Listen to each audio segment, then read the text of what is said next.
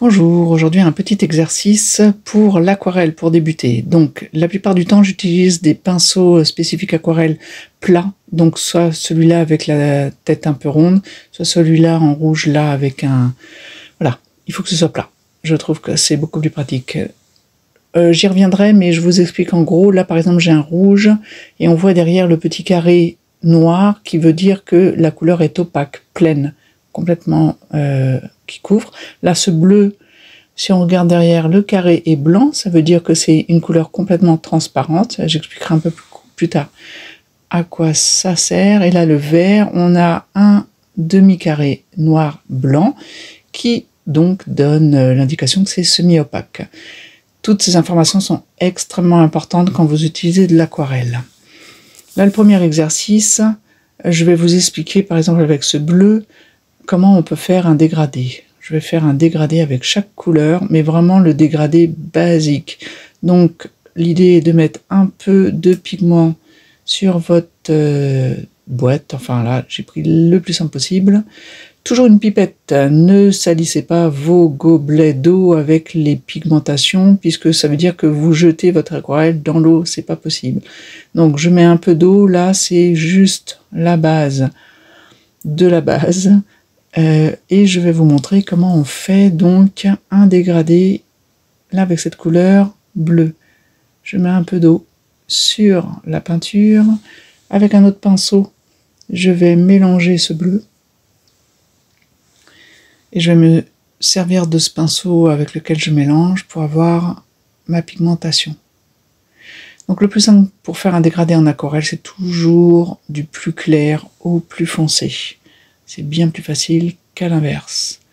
Et zoup, mon pinceau glisse, c'est pas grave. Donc là, j'ai pris un tout petit peu de peinture, donc forcément c'est un bleu extrêmement léger. Et si j'en rapporte vraiment doucement avec ce fond d'eau que j'ai mis sur le papier, progressivement, je vais pouvoir augmenter donc l'intensité.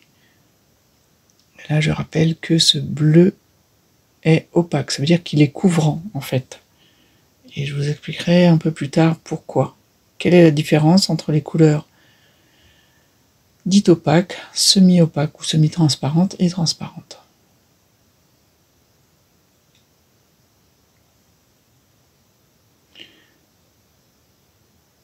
Alors avec un peu plus de peinture, je fais un carré ici pour expliquer un peu plus tard donc cette idée de transparence et d'opacité.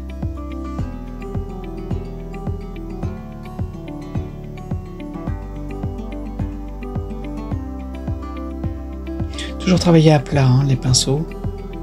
Alors, quelle que soit la technique, mettez bien votre pinceau à plat. Allez, je pose ça pour l'instant et je continue avec le vert. Même idée, on met un peu de pigment sur la tablette. Palette si vous voulez.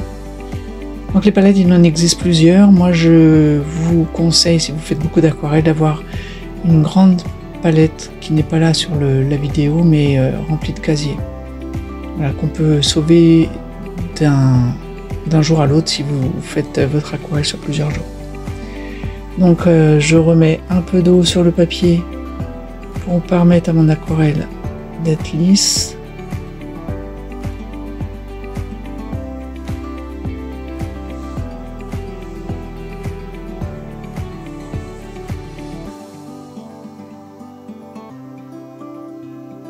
Voilà, donc une petite pointe de vert que je délaye dans l'eau. Donc déjà là on peut voir que en fonction de la peinture qui s'étale, forcément le pinceau perdant du pigment, on a des couleurs plus claires.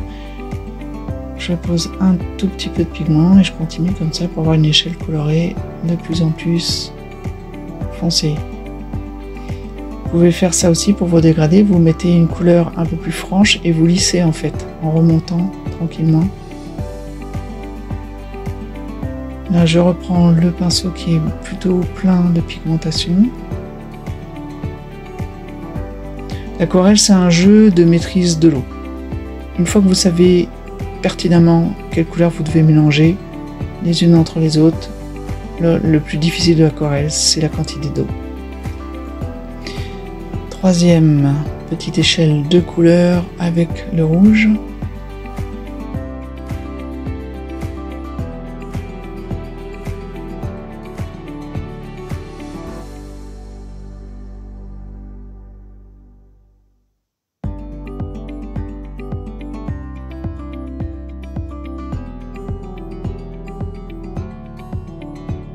Montre aussi que si vous nettoyez votre pinceau alors qu'il y a beaucoup de pigments, ça donne ça. C'est pour ça qu'on ne met pas nos pinceaux plein de pigments dans l'eau. Là, j'ai besoin de le nettoyer pour le retrouver. Et pour m'assurer qu'ils sont propres, il faut le passer sur un autre petit papier, voir s'il y a encore de la pigmentation dessus, ou alors vous avez un sopalin, un papier, un chiffon, peu importe. Mais assurez-vous que votre pinceau, si vous changez de pinceau, soit bien propre.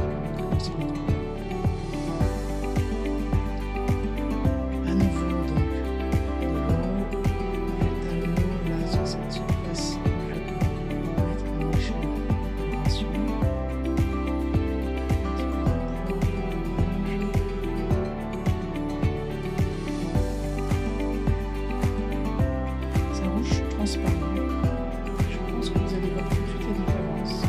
C'est quand on pose, vous avez un peu plus de pigment. En fait, on voit déjà à travers l'eau. Pour vous expliquer, vous voyez le papier. Quand vous faites la couleur bleue par exemple qui est opaque, le rendu n'est pas le même, même si on met le même niveau, la même quantité de pigmentation. Donc là, vous devez le voir déjà.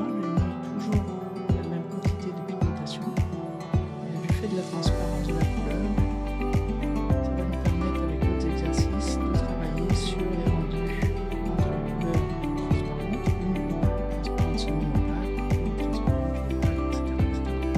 Donc l'aquarelle, avant de commencer quoi que ce soit, c'est une quantité d'exercices que vous devez faire sur le papier et prenez ces bouteilles de papier transparent. Plus c'est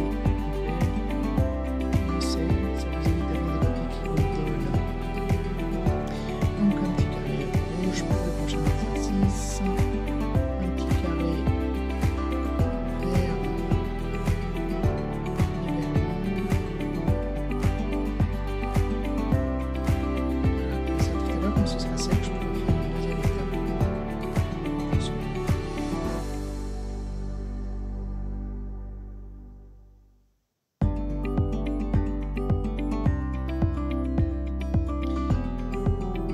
Je prends tout ce qui me reste de bleu pour vous montrer. Si j'appose le bleu à côté de mon vert, si je veux faire un dégradé d'une couleur à l'autre, vous pouvez juxtaposer vos deux couleurs tant que l'eau surface, qui est une certaine quantité d'eau pour permettre de passer d'une couleur à l'autre avec une transition légère.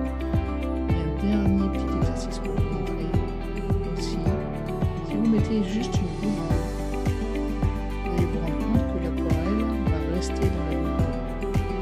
Je vais vous expliquer simplement dans cet exercice à quel point l'eau est importante. Là, je mets juste une couleur. Si je laisser la couleur dans la goutte d'eau, en fait, on va rester ici. Je vais faire la même chose pour mettre le bleu. Je vais remettre le